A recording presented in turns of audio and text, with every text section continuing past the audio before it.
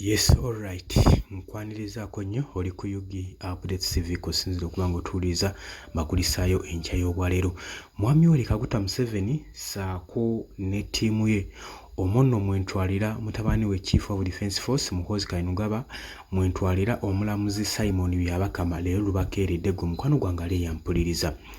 Oluvannyuma lwa Pan-African Coalition aba Pan-African abalwanirira eddembe ku lukalala lwa Afrika wano okuvaayo ne balabula mwami Yoweri Kaguta Museveni bamulabudde era nga bataddewo conditions ne bamenyaamenya n'ensonga lwaki bavuddeyo okubeera nga bali kuganizinga ensonga ezigenda maaso mu Uganda gwe mukwano gwange ali eyampuliriza. Oli ku Yugi Updates TV kosinzo bango otuwuliriza gwatanatwengako nkutegeeza nti kirya wansi waliwo ekigambo subscribe ojja kuba ng'osobola bulungi nnyo otweyongako ddala butereevu. Ensonga ezibadde zigenda mu maaso mu ggwanga ffenna tuzimanyi oluvannyuma lwa elections okuggwa. Twalaba nga abamu ku banene abamwami Yoweri Kaguta Museveni be yeesiga ensonga baagiricognizinga era ekintu ne bakitya. Era tulaba nga abamu bagenda mu maaso n'okuresigninga okulekulira ebifo byabwe ebisava okugeza nga Chief Justice oyo yamaze dda okulekulira n'abalala bangi nkuyanja bajja kgenda mu maaso n'okuba nga balekulira olw'ensonga bannayuganda balemeddeko nga bagala kubanja buwanguzi bwabwe. Sinabokka n'amawanga n'ebibiina ebitaba amawanga ag'ebweru bitandise okuvaayo okuteeka ku mwami Yoweri Kaguta Museveni oba ku gavumenti ya Museveni akazito asobole okubeera nga atuukiriza bino wammanga mu byo ebimu bye bamugambye byennyinza okumenyaamenyamu. Baagala ateba all political prisoners bonna abasibe be yakwatira mu byobufuzi asobole okuba nga balirizinga. Baagala ateekawo free and fair elections singa akalulu kaba nga kakuddibwamu. Baagala waleme kuddamu kubaawo disturbance kuteeka bannayuganda mu kizikiza okubagirako intaneti ssaako n'ebikozesa ebirala okugeza nga mobile money network system zonna zijjako. Baagala awe omwaganya bannamawulire basobole okuba nga beetaaya basobole okuba nga bakola omulimu gwabwe watali wadde bakuba ku mukono. Jjukira nti wano mu Uganda bannamawulire wosanga eggwanga lyokka wosanga nga bannamawulire bakubibwa emiggo okusobola okulaba nga basaka amawulire. Kati ze zimu ensonga zibataddewo ne bagamba n'eno system gye tukozesa efaanana nga kugamba tuli mu demokrasiya naye nga just kusiigira amawanga amalala kifaananyi okusobola okufuga bannayuganda obumbula. Ngenda kuba nkuwa akatambi naawe okeerabireko. Not an election, it was a premeditated power grab and a military coup against the sovereignty of the Ugandan people, superintended for the benefit of dictator Yoweri Museveni, who grabbed power by the gun and so despises democracy that he once famously stated that he cannot be removed by a mere piece of paper. On January 15th, he transformed disdain for the people's will, as spelt out in the Ugandan constitution, into a criminal enterprise by using the ballot as a smokescreen to continue his brutal military occupation and family cabal.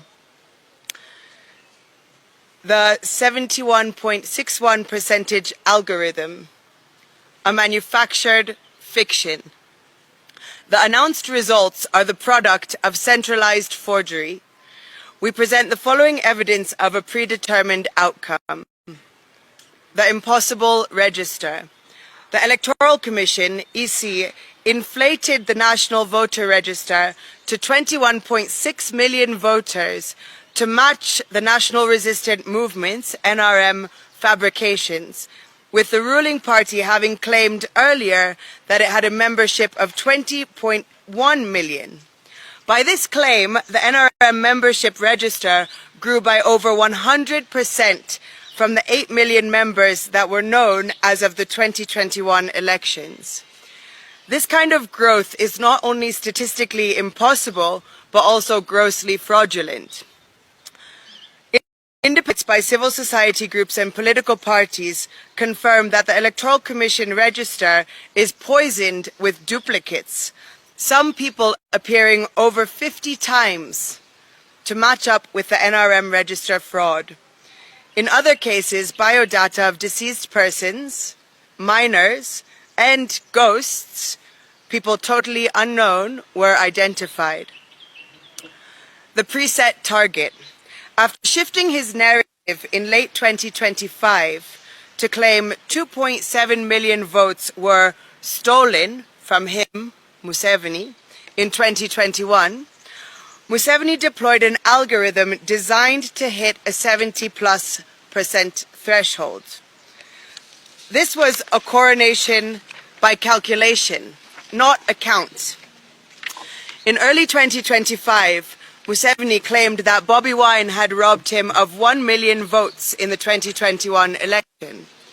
At the peak of the campaigns in November 2025, he increased his claim to 2.7 million votes.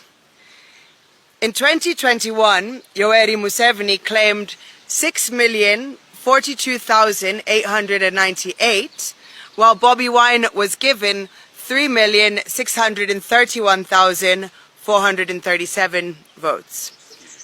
Was given. Here, Museveni gave himself a margin of 2.4 million votes. In the 2026 elections, Yoweri Museveni claimed 7,946,772 votes against Bobi Wine's 2,741,238 votes. The margin this time around is 5.2 million votes. The difference between the two margins of 2.4 million in 2021 and 5.2 million in 2026 is 2.7 million, the exact figure which Museveni says he was robbed of in the last elections. This can only be possible by a special algorithm of a predetermined result. A chorus of threats. And then you're next. From General Muhoozi Kainerugaba's tweets vowing to crush opposition, to the parliamentary rhetoric of his Patriotic League of Uganda PLU group, members like David Kabanda, Minister Balam Barugahara, and NRM regime leaders like Speaker Anita Among and Deputy Speaker Thomas Tayebwa, among others, the regime said months ago that the result was decided before the first vote was cast, similar to previous and regional elections. My name is Irene Soila from the Kenya Human Rights Commission. I proceed from where Monasi has left. Totalitarian tactics, darkness and blood, digital darkness.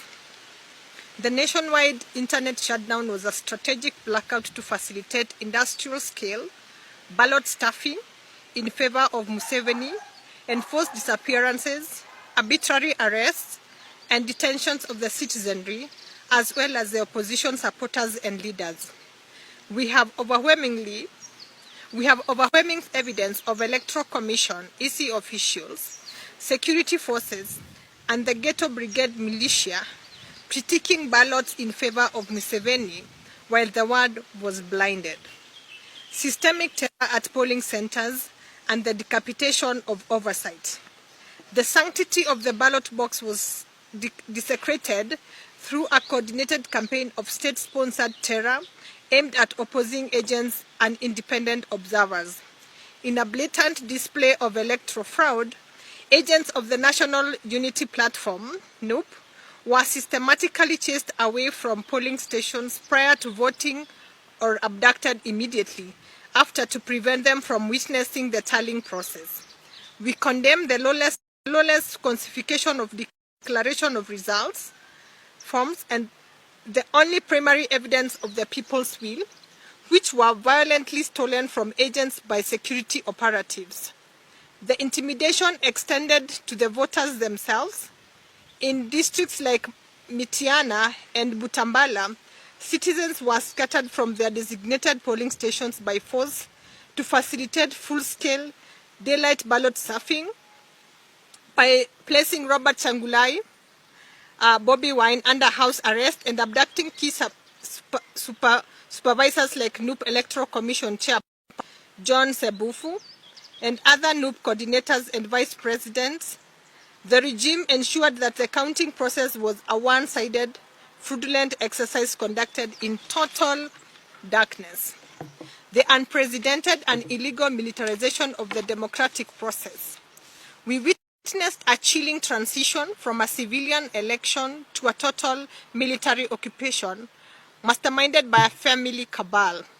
The involvement of the Ugandan People's Defense Forces, UPDF, and special security units were beyond security and moved into active criminal interference, violating both Ugandan and international human rights laws. This militarization was characterized by a wave of high-profile arrests and enforced disappearances, including the arrest of NUP Vice President Honorable Lina Zedriga from her home in Gayaza, the abduction of Honorable Bright Muhuza, Mbarara South candidate, and Jacqueline Tukamushabe. The January 15, 2026 exercise was not an election. It was a military operation designed to bypass the biometric voter verification kits, which were deliberately sabotaged despite costing billions to allow the Electoral Commission to announce results at the National Tallying Center that bore no resemblance of the actual declaration of results forms from the ground. The high cost of the ballot. This electoral coup is stained by the blood of over 50 citizens.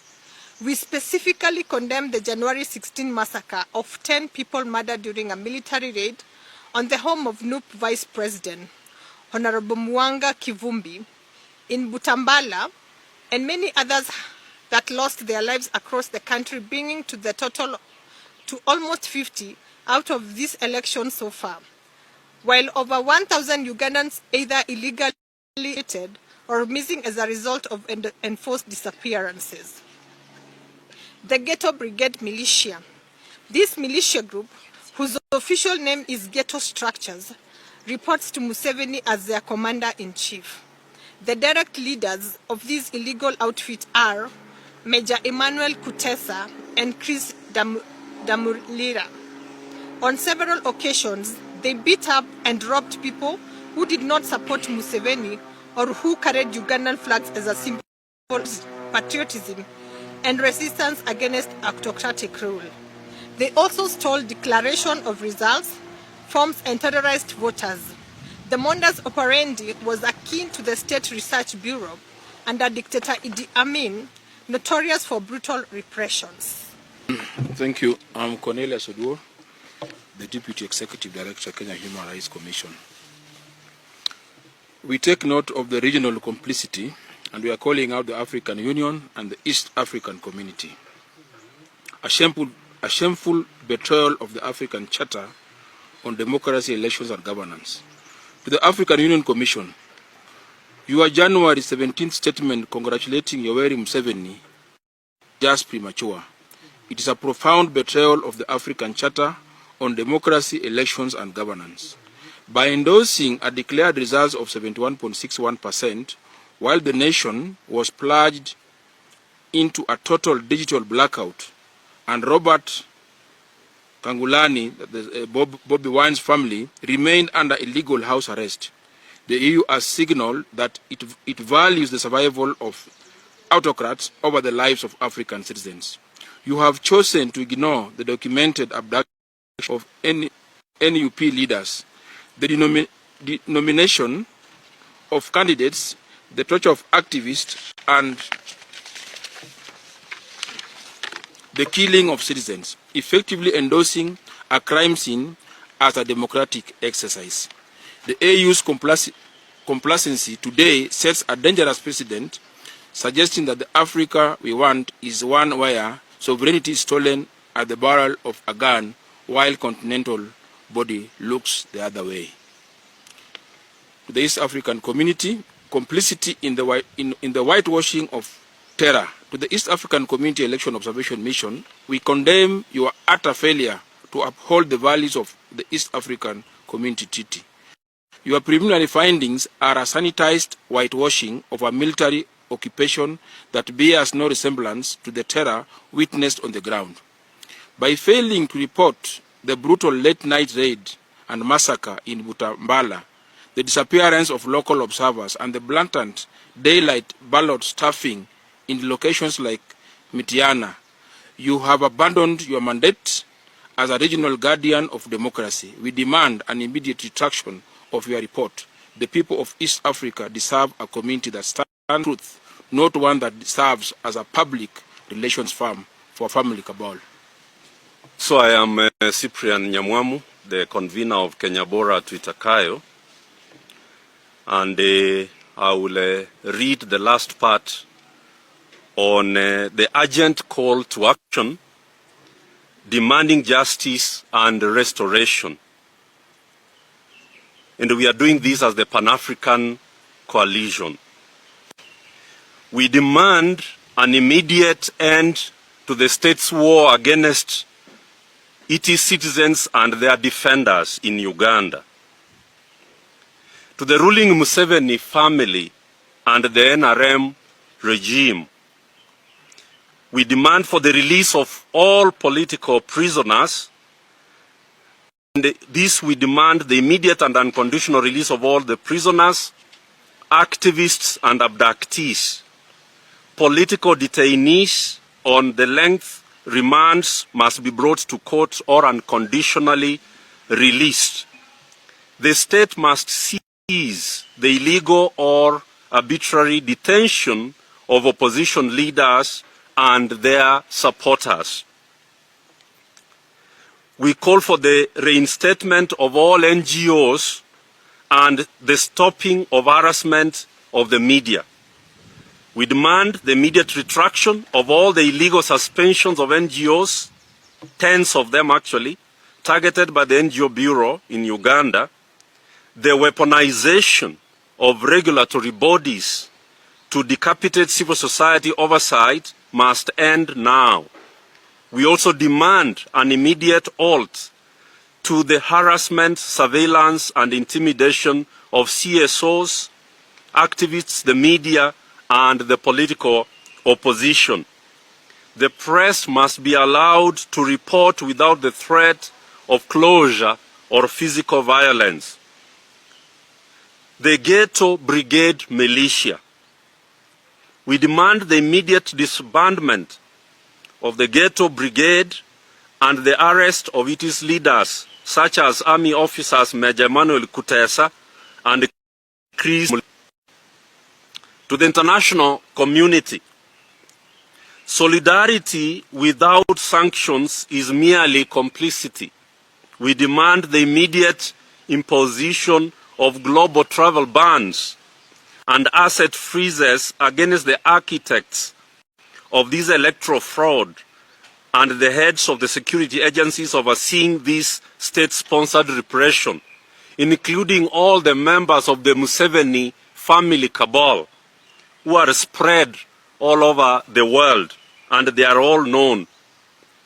The world must stop subsidizing a dictatorship that uses the tools of democracy to dismantle it and to mock it, actually.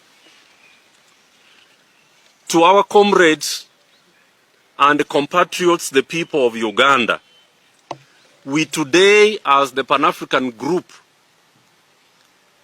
urge you not to lose heart in your struggle for freedom, dignity, and progress. Your resolve to break free from decades of military dictatorship and family rule is just and necessary, and you are at the dawn of breaking through. The sovereignty of Uganda belongs to its citizens, not to a cabal.